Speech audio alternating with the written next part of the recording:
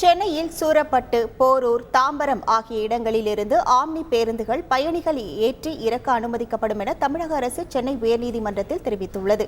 சென்னையில் இருந்து தென் மாவட்டங்களுக்கு செல்லும் அனைத்து தனியார் பேருந்துகளும் கிளாம்பாக்கம் பேருந்து முனையத்திலிருந்தே இயக்கப்பட வேண்டும் என்று தமிழக அரசு உத்தரவிட்டது. அதனை எதிர்த்து தனியார் பேருந்து நிறுவனங்களும் ஆம்னி பேருந்து சங்கமும் சென்னை உயர்நீதிமன்றத்தில் வழக்கு தொடர்ந்திருந்தன. இந்த வழக்கு மீதான விசாரணையின் போது சூரப்பட்டு, போரூர், தாம்பரம் ஆகிய இடங்களில் பயணிகளை ஏற்றி இறக்க அனுமதிப்பது எனவும், பெருங்களத்தூரில் பயணிகளை இறக்க மட்டும் அனுமதிப்பது என முடிவெடுக்கப்பட்டுள்ளதாக தமிழக அரசு தரப்பில் தெரிவிக்கப்பட்டது. அப்போது ஆம்னி பேருந்து நிறுவனங்களுக்கும் கோயம்பேட்டிலிருந்து இயங்குவதால் அங்கிருந்து பயணிகளை ஏற்றி இறக்க அனுமதிக்க வேண்டும் என ஆம்னி பேருந்து உரிமையாளர்கள் தரப்பில் கோரிக்கை விடுக்கப்பட்டது.